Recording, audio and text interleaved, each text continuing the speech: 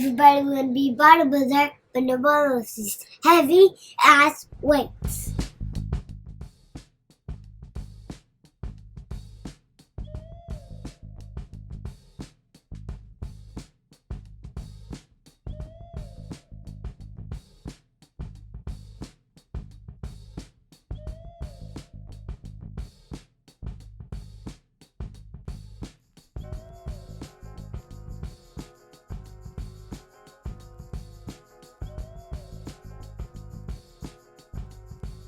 What's up, everybody? Welcome to episode 97 of Buckets of Duckets. This is the best decision you made all goddamn day. I'm your host, Chase Myers. Every so often, whenever I can, whenever life works out, I get together with my best friend, hilarious comedian. We chat it up about the world, our life, our feelings. We do a couple ha-has, man. He's down in Louisiana. I'm up here in Seattle. Everybody, give it up. Stand up. Get on your goddamn feet for the one, Josh Watts.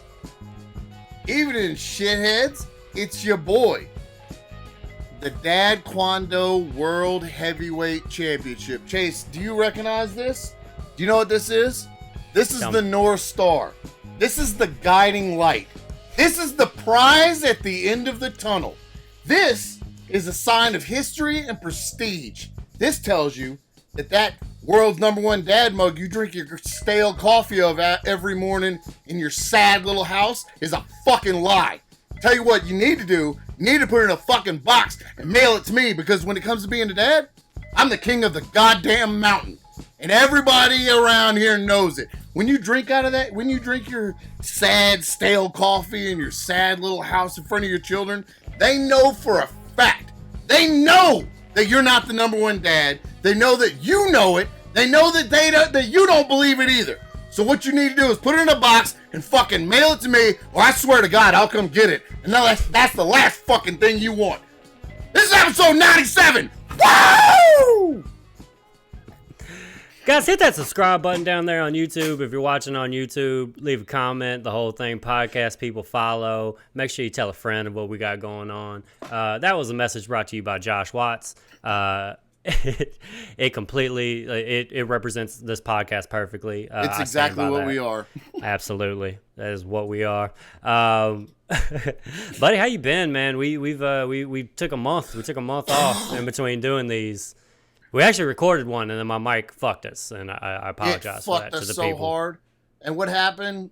Your mic fucked us, and also I thought I could record without AirPods in. So my microphone picked up the Zoom audio also. So my sound was also fucked. So it was a great episode. You missed out. It was so fucking good. Every time I laughed at it, I shitted and cummed. Every single fucking time. It was so good. Every time. It's actually probably good that we didn't put it out, just because of like what we'd be responsible for out there in the world. Like there would be upholstery. There'd be a hearing, like, you know, once like, you know, like just people start shitting and coming all over the place, and it happens in one area, and people are like, that seems weird. There's like a uptick in shit cum situation over here, and then as it starts growing throughout the country or whatever, eventually Congress is gonna have to say something, and I don't know if I'm ready to defend our abilities. You know what I'm saying? It's gonna be another lockdown. You're gonna have to wear a mask again for sure, like for sure. And we're locking up your pants. You can't go in your pants. All right, just too much danger goes down. Yes. Oh shit. Man. Chase, there's just been so much that has happened since the last time we talked. That whole thing. Do you remember a minute ago when we started and I had a belt and I was yelling a lot of stuff? Do you remember that part? Oh, yeah. Yeah, it looked like it was this one. And I was like, I'm blocking number one. That part. North Star, King of the I remember. I remember. Okay. Yeah. I said that because now it's been about a month, I guess. Zoe, my child, my seed, brought home a letter from her school that said they were having a daddy-daughter dance. Oh, yeah. And I was like, I'm not doing this. I don't ever want to do those. Those are weird. I thought it was like one of those we all get in the middle of the room and all the dads have swords that we all touch together and swear our allegiance to protect virginity or whatever. Right, yeah. Weird. There's always some kind of weird religious virginity element to them. And I didn't want to go. And, no, you shouldn't.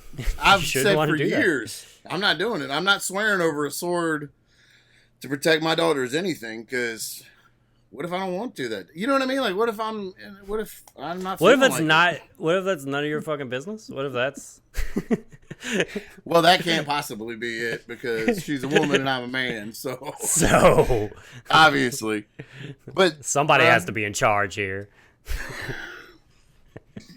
Because Lord knows they don't know what to do. What those hormonal decisions, dude? That's why you can't have a woman president. That's why you ain't never seen a woman be boss of anything. Not once. Because for a month they go crazy. They just for a week, just lose their mind. My wife, and when guys, she senses, but dudes, fine. steady, fine. Baby, calm. Yeah, rational decisions. Dude, you ever name one irrational man? I hate to bring this up exactly. right now. You can't. Fucking exactly. I hate to bring this up. I swore I would never talk about this on the podcast. I don't like to get too personal. But every month when my wife's blood comes, she tells me a couple of hours ahead of time, and we take her down into the cellar and we chain her up against the wall, because if she is out when that happens, she's gonna fuck. She's just gonna fuck. Yeah. She's and just bears. gonna fuck and eat. And bears. Bears can come into the house and eat our children, and she'll be busy fucking a broomstick or whatever is close to her for that whole month. And I'll just be right there watching it all happen, rationally, calmly trying to figure out how my dick can save us. Every day. That's just the way. I mean, people know this. People are listening. Like, why are y'all talking about it? We all know this. We all know that dudes are so much better than women. Like, clearly, make much better decisions. Like, are we gonna start with the podcast? Something funny? We just quote facts sky's up here? Blue and water's wet, bitch. Come on. Yeah, just reading out the encyclopedia up here. Like, let's go. Let's get it going. Well, she read the letter, and I kind of chuckled. The daddy-daughter dance. Yeah, the daddy-daughter dance letter, and I was like, well. So, yeah. So if you guys could ignore whatever the fuck just happened for the last minute. All of that. And now we're back. We're back to talking about We're back to the story, all right? So she was, I just tossed it down. I was like, oh, I don't want to do that. And I know she doesn't want to do that. And she did. And she told me, like, she said, I really want to go to that. I think it'll be fun. And Chase, 7 years of her, like her entire life, 7 years of being a father, I've said I'll never do that. She said she wanted to go, and within 2 minutes, I was on Amazon ordering a button-up shirt with sleeves so that we could go to a daddy-daughter dance. And we went, and we took awesome pictures. We had the best fucking time ever. The DJ was weird. Like, he kept playing a lot of slow songs, and it made me very happy to see, like, the first slow song came on. I grabbed Zoe and I was like, here, you have to dance like this. And I was trying to show her how to slow dance, and she was holding my hand. And dude, she looked me right in my face and she goes, Daddy. I said, yeah. And she goes, I don't like this. And I said, Zoe, I don't like this either. And she goes, okay. So it's out of our lives. It's done. And we would just go over. We just went and stood on the wall or eat cupcakes whenever they play a slow song. Her and her friends would be running around dancing, and then they play a slow song, and you could see every child in this elementary school gym go, Yeah, know your audience, DJ. It's a bunch of 8-year-olds. What are you doing? He hyped himself up during it too. DJ Todd was his name. Todd. Oh, just fucking Todd. So all these children would go DJ Todd. Go look up DJ Todd. DJ Todd, you have a day job, clearly. Like, come on, man. Like, DJ Todd is also a licensed magician. It said that on the card he taped to a table in front of him. A licensed magician? Mm-hmm. Where? From whom? Yeah, I don't know. Who the fuck gave you a license, Todd? Yeah, I don't know what institution is authorizing magic. Like, this is a If practicing your magic's magician. anything like you DJing, you're full of shit. Is he also just magician Todd? Like, does I he hope have so. Or like, I'm Todd the magician. It's probably Todd. Todd the DJ magician. Do you remember? God damn it! I hope it is Todd the magician. Do you remember? I got two magic things. Do you remember Magic Mike? Not the movie, but the guy we knew, Magic Mike, that was like a comedian that would do the station like way back. I'm talking 10 years ago. Like him and Corey Mack were like homies. I think about him a lot because he actually was funny. Like, I thought he was like actually like a funny comic or whatever. And he did magic. I don't hold that against him. I do. But then I know I'm just a little bit more forgiving. I know, just give it some time, man. And so when the movie Magic Mike came out, like now he's just Mike Darden. Like, he's not Magic Mike anymore. He lost the magic when the Magic Mike movie came out. He just has promoted himself as Mike Darden ever since then, which I always thought was hilarious. They fucked him. Speaking of Corey Mack, if some movie came out called Chase Myers, I would just be like, what the fuck? Chase Michael Myers. Yeah. And then one if other the movie thing, Bucket of Duckets comes out, we're fucking suing them. Dude, absolutely. And then another time, this is a quick story, and I think I've even told it on the show. I was hosting, I wasn't hosting the show, I was doing the show, and the host was a magician, which I've never experienced, right? Yeah, and awesome. And the poor dude goes on stage, and he's like, they're expecting to see a comedy show, and he kind of walks out, and he's like, so I'm magical, I'm a magician, and he's like, so let's get a volunteer going. Obviously, he didn't say it like that. I could see the disgust in your face, but that was basically how he had to address what he was, that he wasn't just about to tell jokes. It's about to get real magical up in here. And he goes like, all right, can I get a volunteer? And audibly, like, basically screamed it from the front. Somebody was like, oh no. Like, and then he thought, like, okay, well, this person's saying no, so this is going to be like the person that I'm going to get her to come up here and I'm going to win her over and stuff like that. And she was stern and would not, come on, let's get her up. Everybody clap for her. She's like, no, I hate magic. Like, no, fuck you. Yeah, that type of energy. And to the point to where it was like, oh, okay, yeah, maybe people don't, trying like, to push her. She's like, no, get the fuck off me. Get the fuck off me. Get your hands off of me. You get your goddamn hands off me. You don't know what you're doing. I lost my cousin to magic. So, and then they get somebody else. Somebody else felt like, oh, I'll go up and do it or whatever. And then so they went up. And then the guy was like, this all took like a while. And he's doing a Of hosting. course it did. He's doing a hosting magic set, which he needs to be done. That's in, always 5-7 that's the magical minutes. word combination. A magical host. Yeah. A magical hosting set. Right. Like, you only get 10 minutes. Awesome. Magicians need, they need more time than that. There's sleight of hands and stuff that's got to go on. That's worse than if you see the host at an open mic or like a comedy show go up with an acoustic guitar.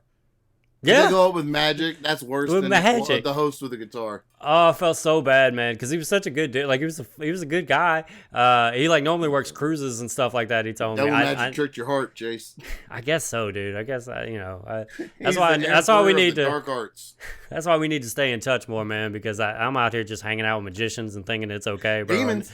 I need just associating with all this Satan and. Anyway, so he brings somebody up. He's now rushed to try to finish the set in the 10 minutes. And he starts doing like very like elementary, like you can buy these tricks and like, he's doing like the ring thing or whatever. He tried to do like I'm going to cut this rope and put the rope back together, and he fucked it up somehow.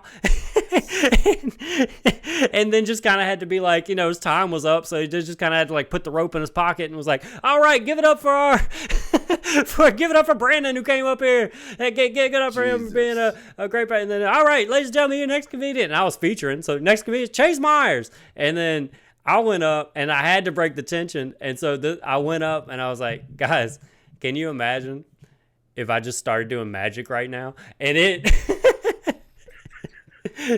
destroyed the room. I got him back on my side the whole thing. I had to tell the dude after. I was like, bro, I didn't mean to do that to you, but I had to get him on my side somehow, so I fucking threw you down there. Just walk out with a deck of cards in your hand. Does anybody want to pick a card? Anybody? No? How about you, ma'am? Fuck you! Fuck you! Throws a tomato at me. The guy that hosted our Keenan Presents showcase down here was a comedy hypnotist. Yeah, those guys are. How some do you of them host are a like, show? yeah. What's your opening? I'm just gonna do a quick 5-minute hypnotizing. I'm just gonna bring some people up here, make them quack like a duck, and quack like a duck and shit themselves, and then we'll get to your first comic. They're gonna shit, come and quack, and get out of here, and then we're gonna bring up these guys that have a huge opportunity tonight. They could audition for SNL if this goes well enough. But first, we're gonna bring somebody up here.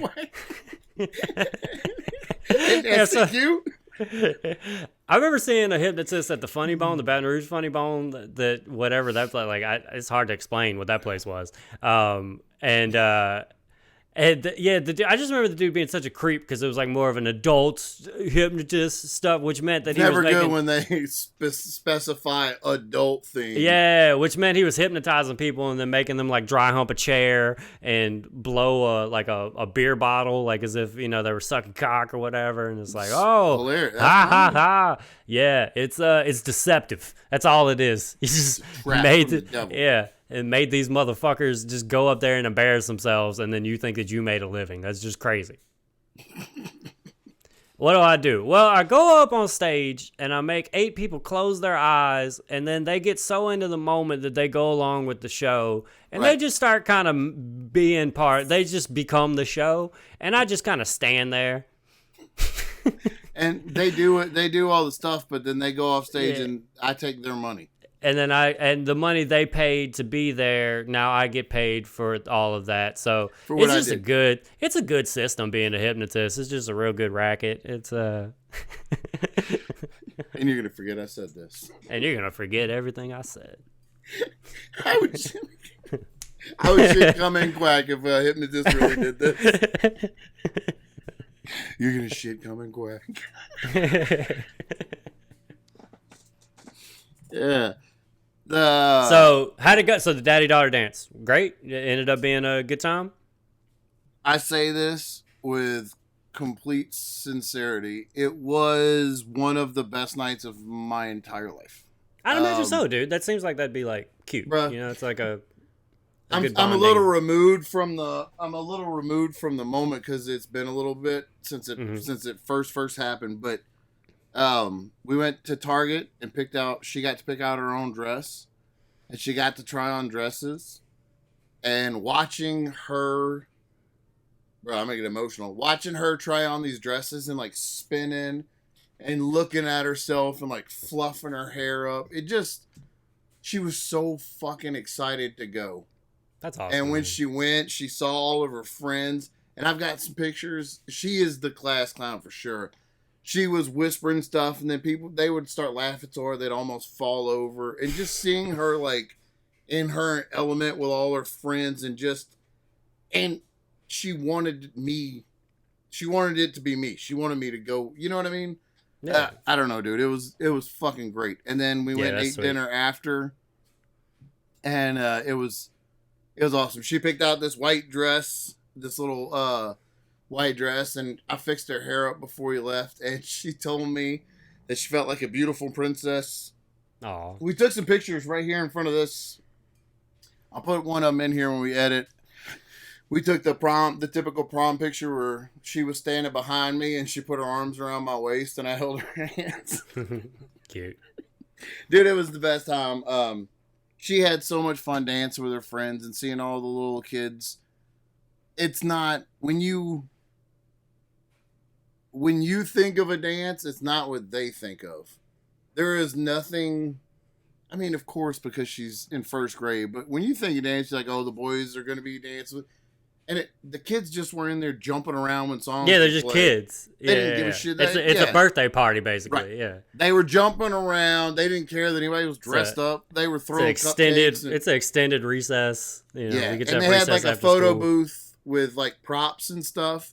And the line for that was fucking ridiculous because kids couldn't wait to put on the sheriff hat or whatever. And it was just, I don't know, man. It was really fun to see like all those dads and daughters, and just everybody was happy to be there. And it was just a happy like environment. I don't know, it was really cool. It was really cool. I had a good time.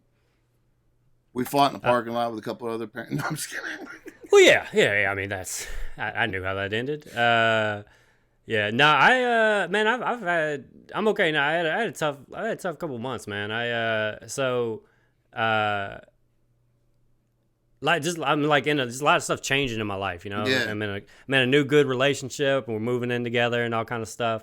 For those of you that know, moving in together. That's official now. It's happening. It's out there. Bro, that shit's gonna be on fucking Spotify. That's real. That's real. You can't get no realer than Spotify, bro. Getting that sponsorship in there. Yeah, got to. Yeah, Anchor's not paying us anymore. So, what's up, Spotify? You got some duckets for us, man. If you like hearing about Chase's new relationship, you're gonna love starting a new relationship with Spotify for $7.99. No skips. No, I'm just kidding. But for real, I do want to mention though that Blue Chew is. As you guys know, I'm international comedian Chase Myers. Boom. Travel around the country. Go into Canada at least once a year. That makes me international. Right, but there's just one less credit on that long list of credits. Chase, main event, international touring comedian, sex goddess. But now, America's most eligible bachelor is like.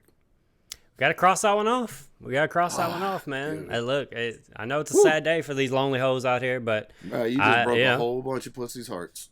I know. Well, sorry. Pack them pussies up, baby. Balls, dude. Get out of here. Pack them pussies up. Pack them pussies and balls up and get on out of here. You got to pack them pussies and balls up. Get on. I'm a taken man. A happy taken man. Get the fuck up out of here. So... Go, devil, go. Go on now. Go on now, get. So, but whenever I come back home, I would work. I've talked about it. Some of our worst episodes have been episodes where I talked about my day job, which really upsets me. I'm not going to lie to you guys that you don't give a fuck about my actual life. And so. Oh, there's a Chase episode? Nope. Oh, it's an episode where he's talking about not comedy related stuff, where he's just trying to be open and talk about like what his life is like outside of there. Yeah, we don't really care about that cast of characters and what that means for him and his life. But guess what, motherfuckers? Y'all gonna get it for about another 15 minutes because I'm telling this goddamn story. So I've been working at this warehouse for 4.5 years, right? I've been working at this warehouse for 4.5 years. I've been a temp at that warehouse for 4 years. I was almost the longest working employee there, and I was a temp, right? And that was designed so that I could leave and do shows, and like I wouldn't have to worry about getting in trouble for attendance stuff or whatever. I'm still a temp, so I can go whatever. So that was such he wants, whenever the fuck he wants. Yeah, and that's what it was. And so it was like such a great setup. It was like exactly what I needed, and it helped me so much over these years. Just kind of like whenever you'd have 3 weeks in between like big paying shows or something like that, or you're not gonna make as much as you normally would. You at least like I had like a base. I could go back and pick up some hours, and it helped me a lot. All right, so did that 4.5 years. Loved the place. Loved everybody I worked with. They hired a new like general manager. And things changed. Spoiler alert, she's a cunt. She's not great. So, big old bitch. So, she comes in, and it's not like, she ruined everything, dude. Just say she really, she ruined She did. She ruined everything. She really did. She ruined everything about that place. Some people who come into a new position, especially with like a new position of power, have that attitude of like, new sheriff in town, things gonna change around here. Things, however y'all doing it before, fucking gravy trains overnight, like that whole stupid It's always thing. a good way to start. Yeah, just a great thing, just to come in here and just immediately being like, y'all are doing stuff wrong. People who have been working there for years and years. I literally, the fucking warehouse, I'm not, like, this is not me being like, I helped build that motherfucking warehouse. I was there day one of that I took the stuff that was in their old warehouse and brought it over to the new one and set up the racking and set up the pick boxes and set up everything about that goddamn place, right? And you're going to come here and tell me and everybody else that's in here that things aren't going right. And by the way, she didn't get hired because the last guy fucked up. And she got hired because that dude did such a good job. He got promoted, right? So this wasn't like we need you to come in here and kick everybody in the ass and get it's more of like, just come in here and be a person. Just come in here and be a normal person. And I was asking a lot. And bro, she started firing everybody. Just everybody that been there got fired. She changed everybody's schedule. It used to be like, there was like a 6 to 2:30 schedule, like a 7 to 3:30 schedule, and that was what it was. Now the whole warehouse comes in from 8 to 4:30, which also fucks over all these people that like have a life and have kids, and like maybe they bring their kids to school or something, or maybe they're like whoever watches their kids can do it at a certain time. Trust me. And by the way, it wasn't like next week we're going to this new next month we're going to go to this. It was tomorrow. Everybody comes in. It was like that. It was immediate. And so now people that have worked there for years and years are like trying to find new jobs, are scrambling. Like people are getting, she's like putting in these like stringent like attendance policy. She put a fucking bell on the door that goes off at like each hour, so that way she could tell like who's coming in late and stuff like that. And it's like if you're in at 8:01, you're late, motherfucker. Like, and that's what. And so just kept a good firing. Fun person. What a fun, just a good step. Just good. What a way for us just to work side by side together as a team. Just what a great way to go about this, right? And so. And I had a bunch of requests off because I always do, because I'm always performing and stuff like that. Right. And she let me know. International superstar. Yeah. And she let me know that, hey, once you get through all these ones that you've requested, now it's going to be a little different. We're not going to be just letting you do all this or whatever. And like, I don't know who the fuck you think you're talking to, because I'm international comedian Chase Myers. I'm not. So I waited it out for a little bit. And how did you handle? Did she actually tell you that? It got passed down to me from different people, and I just kind of started saying like, well, fuck it. I mean, then I'll leave. Like, I am here because of this situation of how it is. If it's going to suck, I'm not coming here. And then she started making people work 12-hour, like mandatory overtime, which last I checked, this is America, right? This is not like, you can't force somebody to work. Is this America? Is this America? You can't force somebody to work 60 hours in a week. That makes no sense. That's not like, yeah. And then on top of it, she just ego. I'm always interested in how you handle these situations, though. So did you ever have like a personal confrontation, like where she talked shitty to you? And how did you handle it? I always like the way that you respond to stuff. This one, not my best, honestly. This lady pushed me. Fuck yes. So I was the inventory guy for a long time. And then they made me the lead of one of the departments, which is hilarious. I'm a temp who's gone a week every month, and they made me the lead of a department. That goddamn good, you didn't even have to fucking be there to do that. Right, yeah. And I was co-lead with another guy's got Jake, right? And so Jake, and I would be. And so she comes in, and it's like her second day, and we're just like going over. You caught that right, yeah. Of course. I mean, just rewind back to the beginning of this podcast if you want to know how we feel about ladies being in charge. So,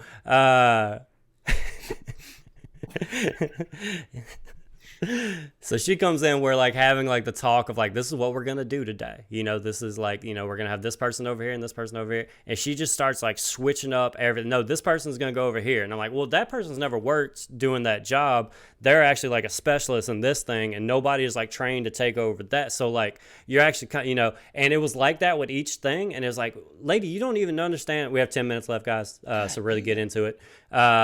Like, you don't even understand, like, the dynamics of who does what, or even, like, understand, like, she would use the wrong terminology for stuff and everything, and you couldn't tell her, like, she wouldn't listen to you when you're like, hey, that's not the best way to do it. She'd be like, do it the way I told you to, right? So we're having this conversation, and we're trying to, like, just playing out the day, and everything she's saying is the stupidest shit I've ever heard, and it's about to fuck us. And so finally I go, you know what? You fucking figure it out. I'm going to go over here and do some actual work, and you just let me know what the plan is. And I just like walked away. And then I was no longer the lead anymore after that. And I went back to my old job in inventory, which was good because I didn't want to fucking do it. This is what she said. She said, they don't need 2 people in this position, right? This is her second day there. She has no idea what goes on. But she just from this, they don't need 2 people in this position. So I go back to my old job. I go, fucking fine, because I don't want to interact with you on a daily basis like this anyway. How old is this lady? 50.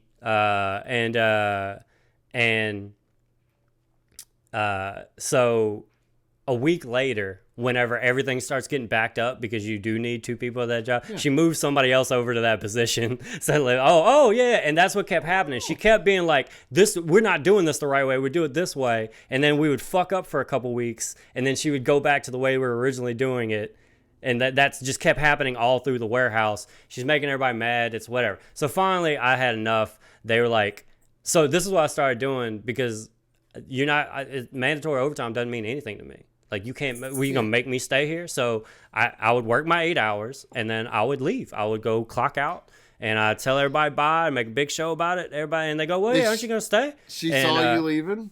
All the time.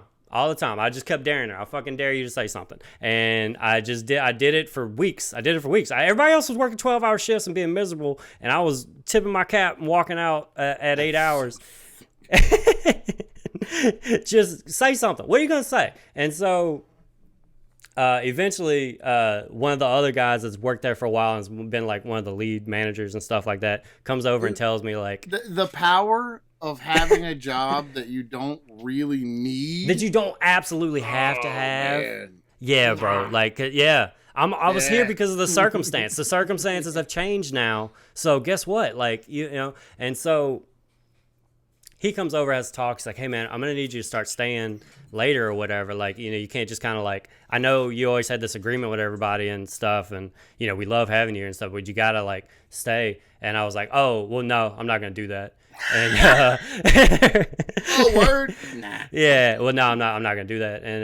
And he was like, well, we just, you know, we need you to do that. And I was like, well, I'm sorry, man. I was like, I probably won't be here tomorrow. And he was like, well, no, you know, don't do anything rash. I was like, dude, look around. I was like, this place sucks. Like, and he had been there for this whole thing too. And like has worked there. Like, I've actually worked there like 6 months longer than he has. And, and that's funny. Isn't that wild? And I'm like, dude, look around. Do you ever remember it being this bad? Like, this is horrible. Do you recognize any of these faces? These are all brand new people, and they don't know what they're doing, and they're being trained by people who started the week before who don't know what they're doing. And they're being, and it's being laid in this fucking bitch over here. Well, her shit. And and so I knew I was gonna do it. The next morning, I woke up, and I was like, I can't go. I'm not going. I'm not going to be miserable all day. That's ridiculous. Like, that's not how I want to live my life. You know, that's not, you know. And so I call the temp agency. I tell them, hey, I'm done. you boys out. They freak out because they're like, the dude that's worked here for 4.5 years that went to was a temp at one place and was so excellent there that they let, you know, do all this stuff. You don't want to work there. So what's going on? So I tell them what happened.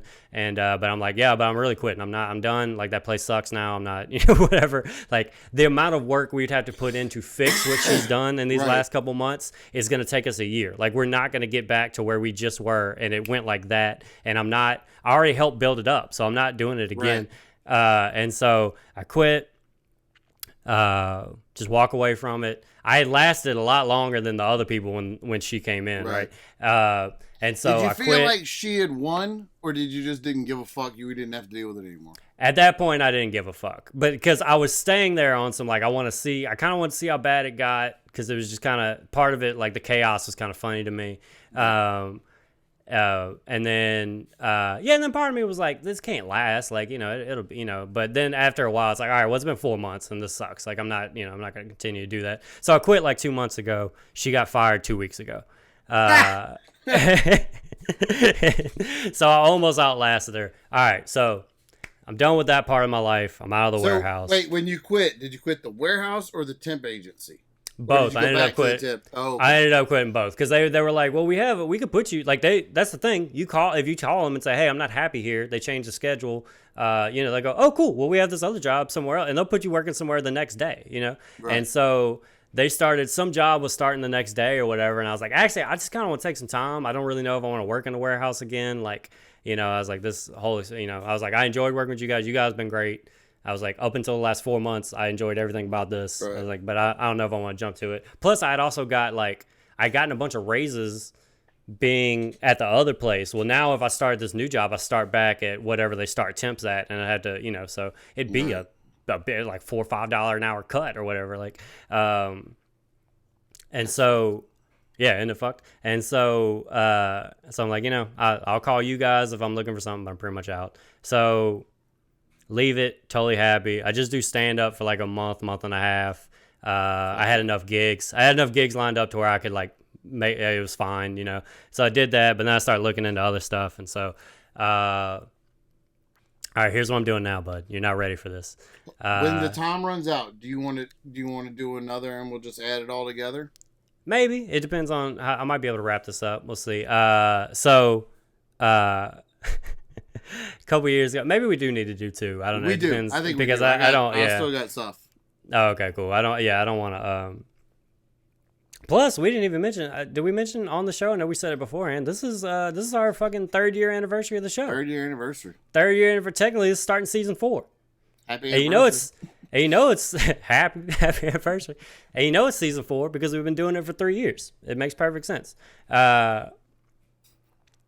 But yeah, so this is the new job, right? A couple years ago, I'm doing a show in Seattle. This lady came up to me. She starts selling me on oh my God, that was so funny. She's like, if you're looking for just little jobs you could pick up, I have this catering company.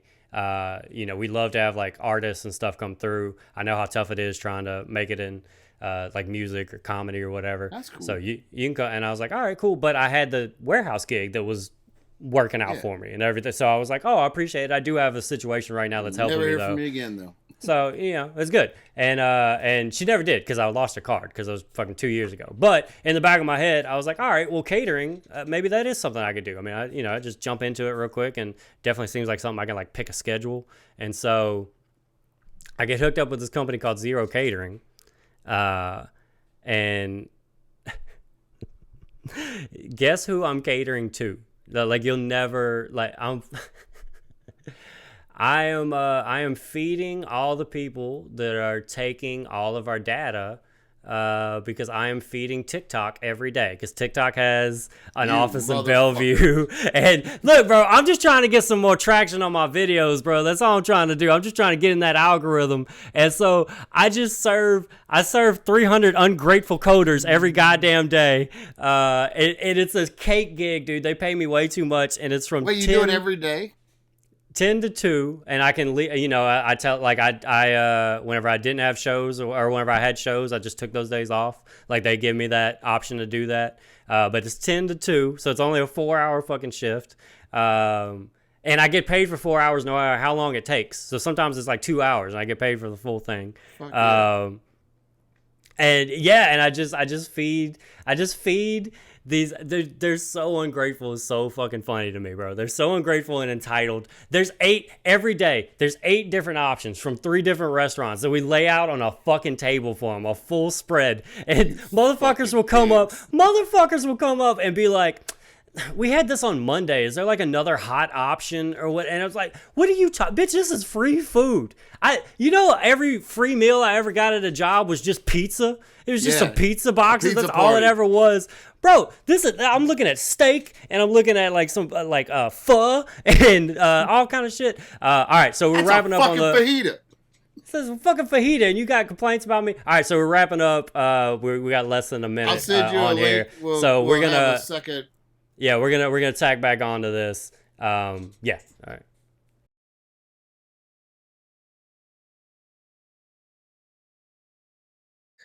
Make sure I'm recording on everything. All right, so we're back through the magic of editing.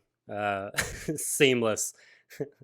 You didn't even notice. Yeah, anybody that's a new listener, if you don't know why we have this like 40-minute time limit, is because Zoom makes you pay a monthly subscription to have unlimited calls, and we just decided we're not doing that. I mean, we totally could do it, but we just, we decided. All right. Did somebody say that we couldn't afford it? We could afford it. Did somebody say we couldn't? Because we can. They didn't say it to me. I'll tell you that.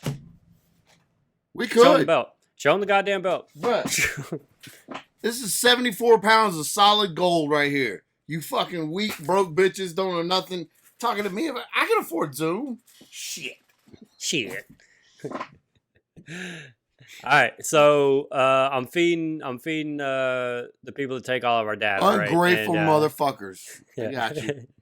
Yeah, it's just hella funny, man. So I go to this office now Monday through Friday. We had this last week.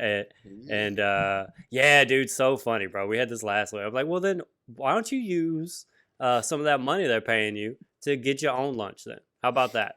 Because this is supplied for free, and you have 8. Josh, they have 8 options every day for different meals that they could have. 8 different options and sides. There's sides and everything. There's a cooler that just whatever you want to drinks in there. There's a fucking there's this rack that just has M&Ms on it. You put a cup underneath it, pull a lever, a bunch of M&Ms. You can just have M&Ms whenever you want.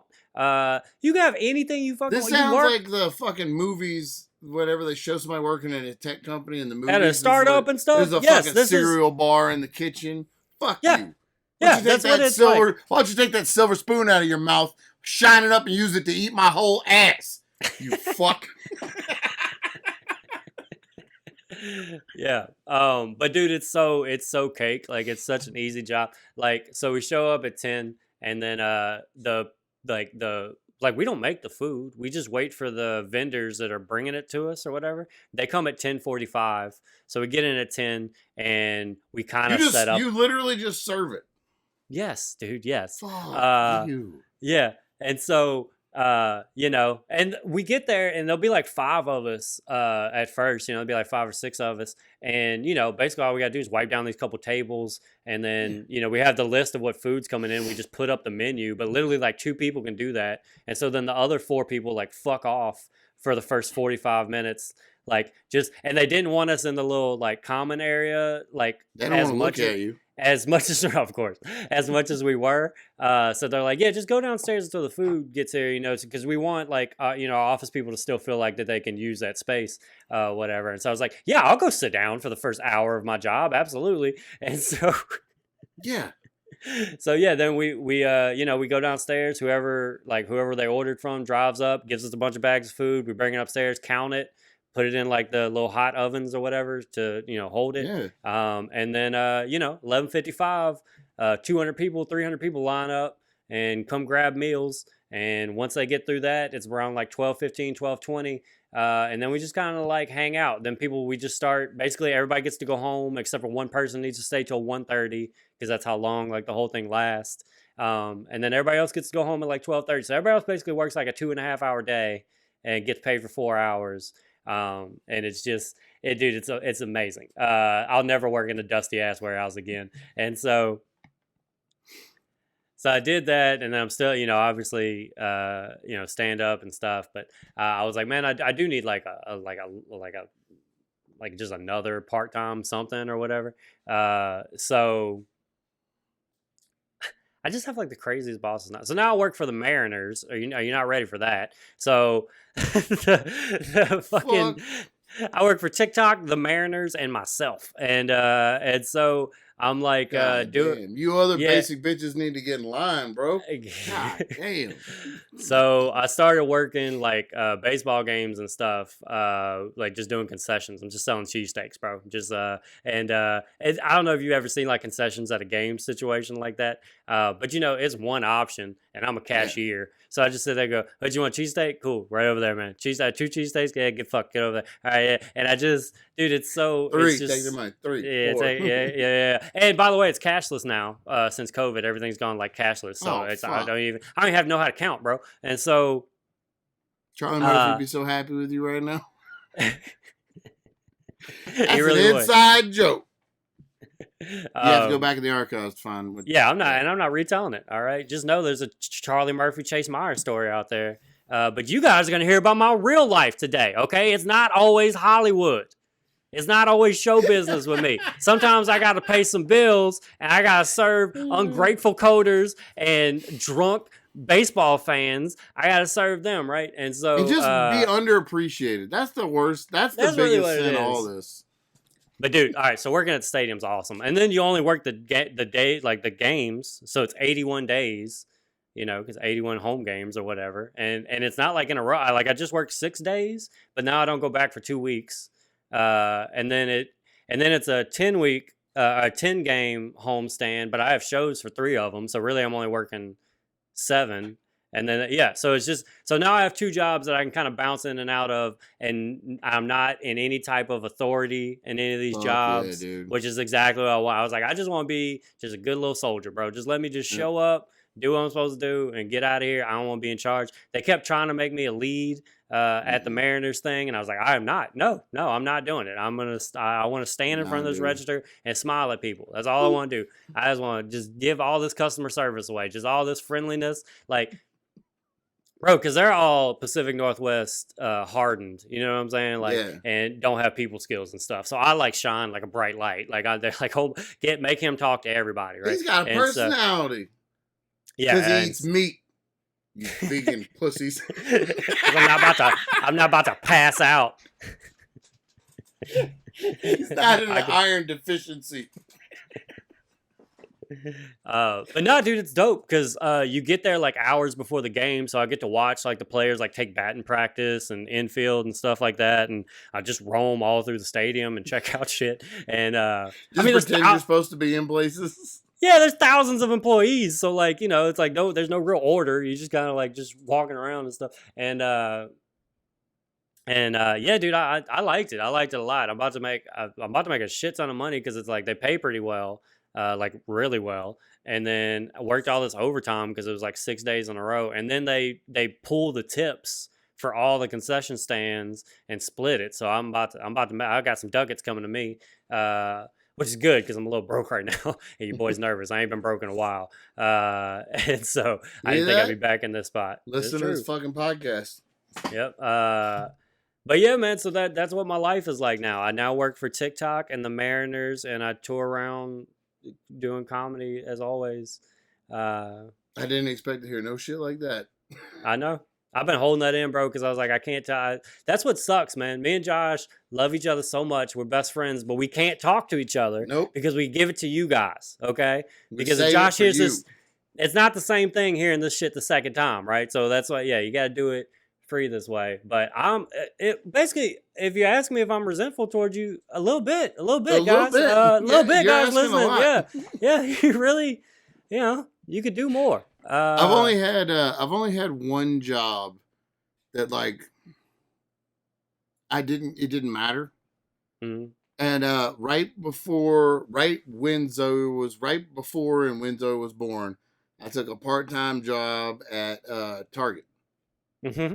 And I went in real early. I remember that. I was living with you for a little bit of that. Bruh. That was the last time I was broke. Was whenever that happened. I have never hated a job so much in my life, man. Bro, it used to be so funny listening to you. Would call in 3 days a week, like, and it was. So, I very vividly have a memory of you calling in like the night before to some place and be like, I'm not to Target and be like, I'm not coming in tomorrow, like the night before. Yep. And I know how I'm gonna feel. Yeah, and them asking you like why, and you'd be like, "Do I have to tell you why? Like I'm not coming." Like you got so offended that they would dare ask you why you're not coming to your job. I did ask them, "Do I have to tell you?" I have to tell you. That's not something I have to tell you. I have to tell you that. No, that's fucking great. Just know I won't be there. I called in all the. I would just leave. I would just clock out. You would call in and then go shop there. Yeah. Like it was the Target that you would shop at. Yeah. 4 minutes. It was literally you come out of one. There was multiple entrances into the neighborhood I lived in. The back one, when you turned out, you turned left and like 200 yards there was Target. I mean, it was right fucking there. Uh, God damn it, I hated that job. One time I called in for 3 days straight because I didn't have any weed, and so I wouldn't be high, and there was no way I was going to do this.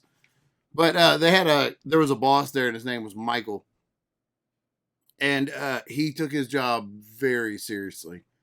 And I made a joke in the little morning meeting one time, and he started yelling at me, like actual yelling at me in a morning meeting at a fucking Target at 3:00 in the morning while they're paying me $11 an hour or whatever the fuck it is. And I was so shocked. Just like, do I have to tell you? I was like, whoa, why are you yelling at me? And he was like, I'm trying to get your attention because you're something. I was like, don't yell at me. Well, that's not how you do it. Yeah. I was like, yeah, don't yell at me. And I remember he told me that this was his kingdom. And we were standing in the back room of a fucking Target. And I laughed in his face, and I was like, oh, we're not going to get along. Well, what a mighty kingdom it is. And, bro, he would come look for me if he hadn't seen me in a while, because I have a one-hitter, and I would just go in the bathroom and get real high at Target, and then go to work, because I'll put the boxes on the shelf when I'm out there. If I'm not out there, I don't know, man. Just, they'll get there. I would just fucking leave. I hated that job. But he yelled at me, and I yelled back one time, and then he told me he was going to suspend me. And so he told me he took away my next 3 shifts, and I was like, or 2 shifts. I was going to call out for those anyway. Yeah, I was going to be here anyway. Who fucking cares? And then there was one day where I genuinely had to, like, Michelle needed help with the baby, or she needed diapers, or I had to bring something from Target to home and come back. And Zoe was 3 months at the time, like a newborn.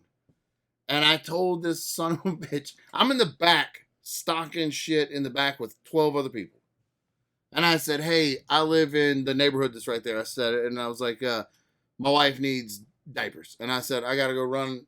I'll clock out. I got to run and bring them to her, and I'll be right back. And, like, I wasn't asking you, really. I'm just telling you. Yeah. This was going on. What's going to happen. Yeah. I'm an adult. You're an adult. I'm not, come on.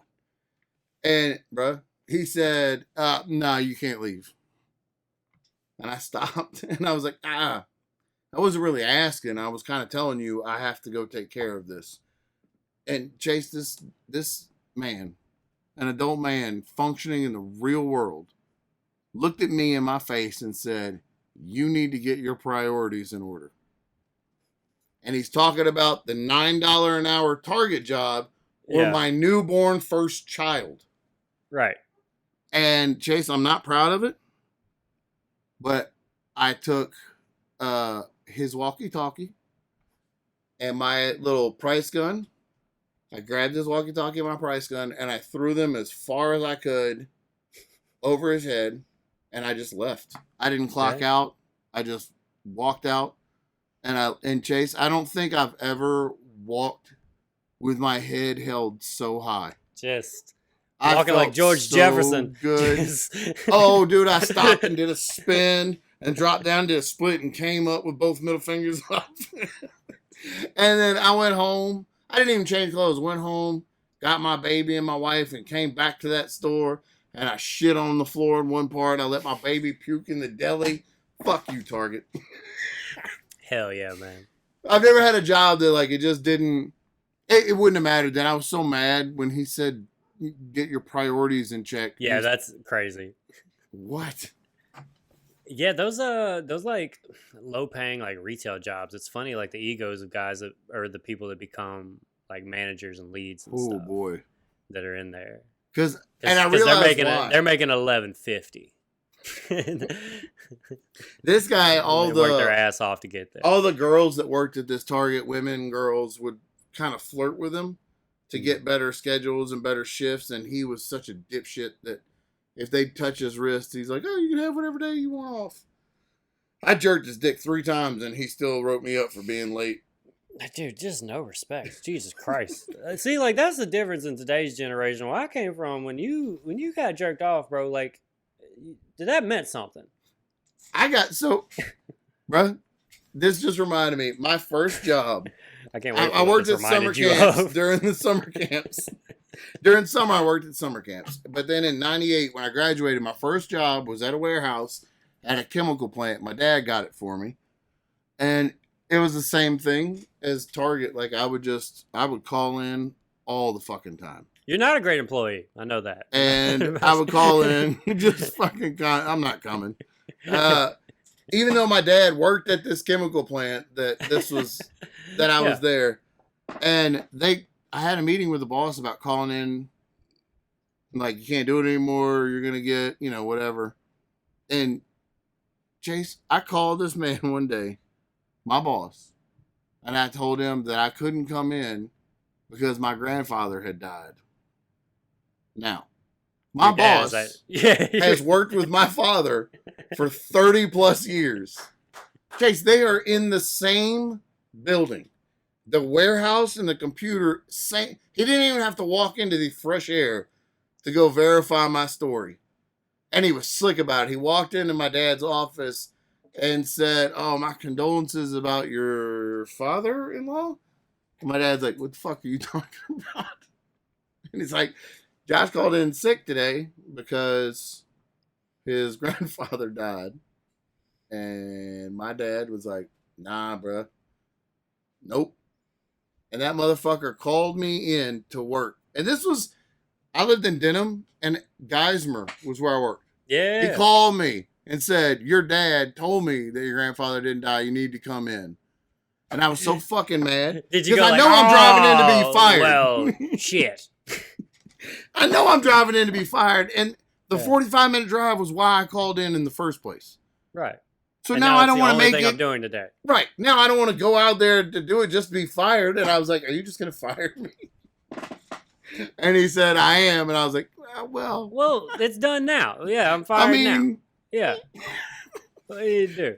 That's funny. Well, I worked at AT&T for a couple years, and one of the guys there was going to get fired for something. I forget what it was. Maybe like not hitting his quota or something along those lines.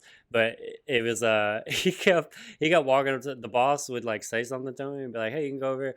Or he'd be like, I forget what the guy's name was. He's like, "Jim, you come over here." He was like, "Oh, because you're going to fire me?" Like, and he kept doing that. Like all day. He was like, "Cause you're gonna fire me now and not make me work all day before you fire me, right?" Like, and he kept like doing those shit, and he got fired like 2 days later. You know, it's funny. Speaking of me being a bad employee, I remember you working at AT&T, and I don't know if you remember how much it blew my fucking mind that you weren't high all the time. Mm-hmm. And I was like, "You're not high at work?" And you're like, No, I have to do like phone numbers and computer stuff. There's too much numbers and stuff. I don't get this. People's bills and what are you doing? Yeah, I tend to like not try to be too high at jobs, or like not, a lot of times I don't get high and go like to work just because I use getting off work and then go and smoke a blunt as like my reward for the day. You know what I'm saying? Like, oh, I got through the shitty part, now I get to go smoke. Sense. But if you're just like high from the beginning, you're like, well, I guess I'm just going more high. Yeah, you're just like, "Hey, I'm going to throw this dude shit and walk out and then come back I'm here." just high all the time. Yeah. Yeah, my grandfather's dead. Guy that's known my dad 30 years. That's fucking wild. And then I had to go home that night and like have dinner at the table with my dad. And just be like, "I'm not going to say anything. I hope he doesn't tell Mom, but I'm sure shit not, so." I'm good on my end, Pop. I mean, it's your This call. could definitely be between us. Yeah. This doesn't have to leave us ever, really. God damn it. But yeah, that's what's been up with me, man. I'm been doing a lot of that. Zoe has her talent show coming up. What's going to be her for talent? School. I shit you not, man. She signed up to tell jokes. Hey. She got these little joke books from my mom for her birthday. And dude, she reads them and memorizes them. And then like she performs them. She doesn't just say them, she performs them. Like what kind of snake rides in a car? What? A windshield viper. And she does like that. And god damn it, dude. She brought home this. There's a form you have to sign as an adult, like the parent, to tell them they can be in the talent show. And she wanted me to sign. I said, "What are you going to do?" And she goes, "I'm going to tell jokes." And I was like, "Oh, fuck yeah!" And she has been practicing. Dang. She's been working on jokes. She has jokes that she's underlined in her book that she wants to tell, and then ones that she's decided she didn't want to tell. For her end of the year present to her teacher, she gave her a bag full of like different candies.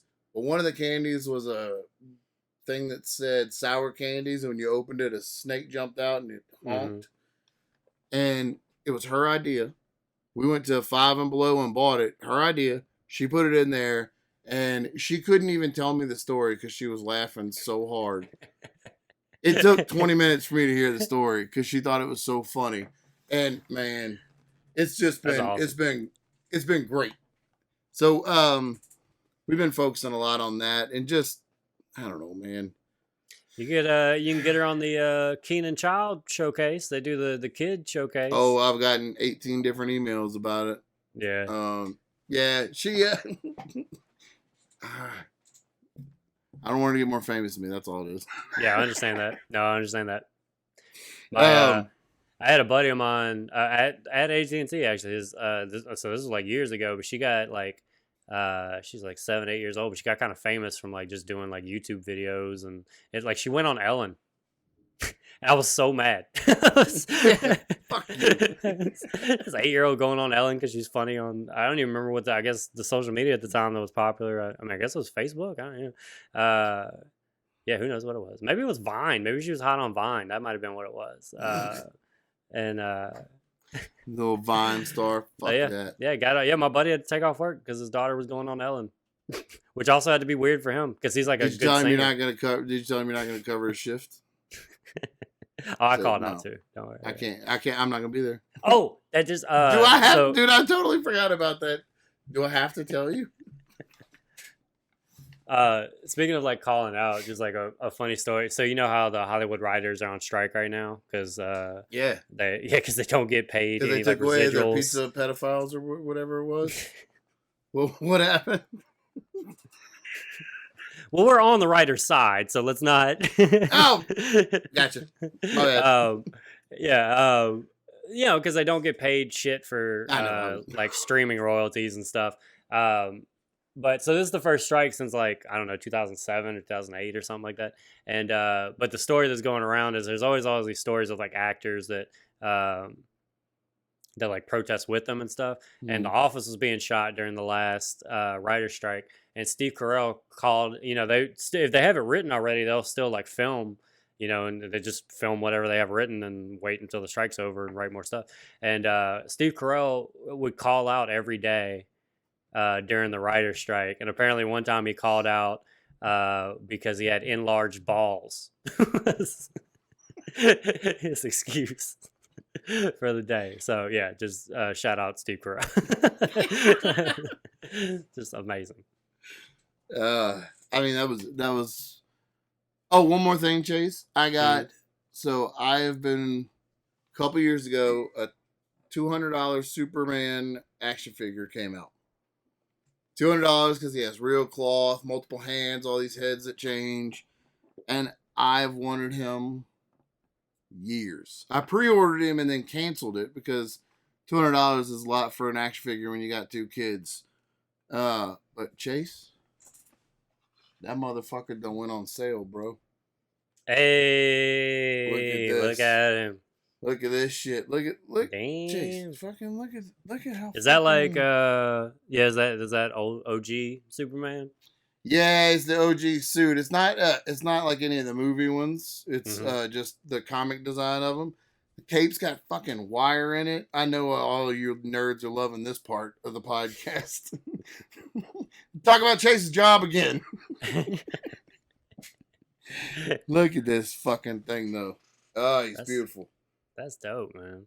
You ever seen? I saw Christopher Reeves on maybe he was on Carson or something like back in the when the first Superman movie came out, the one with Marlon Brando in it. And shit's all over Brando. Yeah.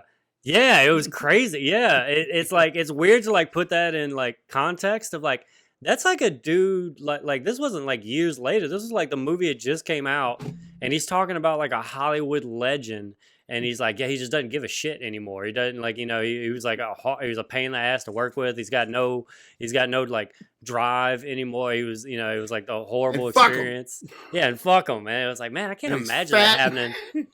Can't imagine that happening in movies now. Like, dude, Marlon Brando was so crazy on the set of that movie that he, for real, pitched that instead of using his image in the Superman suit, that he could be a green floating bagel that was made out of kryptonite.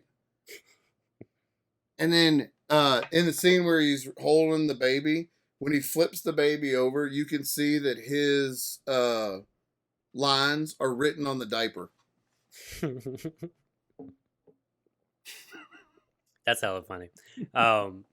Yeah, dude, that's to be such a legend at that point that you could just fuck off for like $1 million blockbuster movies. And you're like you're showing up like Josh at Target. God damn it. I do. It made my day. It just reminded me about do I have to tell you? I don't think I have to tell you. Calling in 2 days early. Hey, Tuesday, I ain't going to be there. I'm going to be there. Yeah, I'm not feeling good then. Don't worry about it. I mean, that was, Chase, that was really all I got. Yeah. I mean, look, man, that's a, I mean, they got a bonus. 25 minutes. They got a bonus 25 minutes. 25 minutes, man. I bought Henry a pair of matching J's. I think I told you that. The Fresh Prince ones. That's pretty awesome. The little ones. That's awesome. You got the fives? Yeah. Yeah, the same ones that I have, the little Fresh Prince ones. They're fucking dope. They were used at a like a kid shop called Once Upon a Child, and they were like $10, $15. I don't like the name of that. I didn't either. Yeah, Once upon a child. Yeah, it's very weird. Once this was upon a child, now it can be in your home for $5. Yeah. That's fucking weird. All right. Well, I'm never going there again. So, I mean, I guess if they keep having baby J's, I'll check those out. But the kids are super into Nerf guns. Nice. So we have been buying, just getting shot every Nerf day. Guns, dude. I messed up though when I bought Henry a Nerf sniper rifle. It's got the little scope on it and the bolt that you pull back and put one dart in. So is he like laid out on the top of the stairs? He will hit you. Yeah. He will shoot you. He will wait. And then all of a sudden when you walk by, you'll get a dart in the back of your head. He is very good. He puts a little tripod up and he lays there and just waits. It's crazy. It's awesome. It's a lot of fun now. I like we always sneak up on each other with the guns. Everybody hides Nerf guns around the house. So like if we're chasing each other, we'll surrender. But like, oh shit, I got one right here. It's a really good time. It's dangerous in this house though. I'd expect nothing less, man. That's anytime. I mean, like, I always tease you about the dog situation. But like, I've never safely ate a meal at your house. Like, it's always like, guard your food. Dude, don't look at the dog in the eye. Like, what are you? No, you gotta let it. He's gotta bite you first. Like that's how he gets comfortable. If you don't give him half your food, he's gonna bite you. You got So it's his house. You gotta. There's just respect. You gotta. One of the funniest things I remember was when you were staying with us for a little while, and Lou would go sneak up the stairs and get in bed with you. Mm-hmm. If you're new to the show, Lou was Louis Tiberius Ferrigno was his name, and he was my our old Mastador, which is a Mastiff Labrador mix, and he was 170 pounds, and he was fucking huge. And there was only one person that wasn't in the family that he loved, and it was Chase. And he would sneak upstairs when Chase stayed with, and sit at the edge of the bed, and just stare at him while he was asleep. It was real sweet. That dude loved me, man. I like Lou. That was cool. I got a dog now. Girlfriend came with a dog. I saw that. So that's pretty sweet. Yeah, he's like a little like bulldog mix. He's got kind of like pit bull in him and stuff. And fuck yes. He's so funny, man. His name is Fish, and He just sleeps all day. He's just like the laziest dog. Like he doesn't want to play. He doesn't want like I can't. He won't tug of war like anything. You'll throw something like you'll be like, "Here you go, fish." It'll just hit him in the face, and then he'll walk away from it. Like he's so not bothered by it. He's so fucking funny to me. He's so funny to me. It's exactly how I would be as a dog. You're like, no, I'm just gonna go lay out in the yard for a little bit. May 27th, if you're in Louisiana, we are having Stone versus Drunk versus Sober. North Shore Comedy and Lafayette Comedy presents at the Hideaway Den. Yeah, let's do some dates. Tickets are on sale everywhere. And then May 30th, I'm at Comedy Beast in New Orleans. And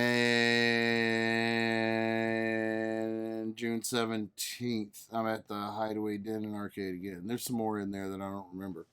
Nice. Yeah. Fucking nice! Nice, bro. Yeah, not sure when this is gonna go out. This Saturday, I'm at Tacoma Comedy Club. Tomorrow. Doing a $5 comics $5 show. So that'd be cool. Gareth Reynolds does that club. Have you ever seen him there? Mm-hmm. I haven't seen him. He just no. I missed him. He just did like a crowd work special there, and I wanted to go and I missed it.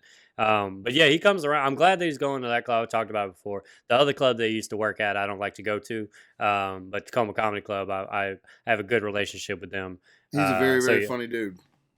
Dude, he's great. Let's see. May 13th, that's Tacoma Comedy Club. May 17th, I'm in Issaquah, Washington. These are all, let's see. These are all Washington dates. It's not a real place. I'm making stuff up. A venue called Vino Bella. It's like a wine bar. Come check that out. May 18th, I'm at the Tracyton Movie House. May 20th, I'm in Port Townsend performing at like a castle hotel situation, which should be pretty cool. Some other stuff. Let's see if I got anything big coming up. I'm performing at the fair in June. Yeah, I got that fair dates. That's gonna be a good crowd. How are the people in Washington? Is that in Washington? Yeah. How are those PNW soft boys gonna handle the kind of crowd that they're gonna deal with at doing comedy at a fair? Because that's straight up out of Louisiana. You'll be the king. Yeah. No, I don't know. I don't know how they're gonna do it, but I can't wait to see. They're gonna cry. They're gonna cry and say that they're not listening to their artistic intent. I'm like, I don't know, bro. I just gonna be funny. I got a bunch of dates. Check it out. Follow us on all the social media. Follow the show. Tell your friends about it. BucketsOfDuckets.com. We got merch. Go buy some shit. Yeah, my life has calmed down a little bit more, so hopefully we'll be back doing these more, daily. on a regular basis. We're gonna do daily pods. Go through daily hour and a half podcast talking about our lives. We're gonna go through the news every day, give our hot takes on.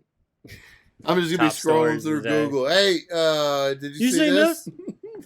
You seen this? What do you think about this? What else you want to talk about? That's the podcast y'all want, right? Like and subscribe, dorks. BucketsOfDuckets.com. See you next time. Bye.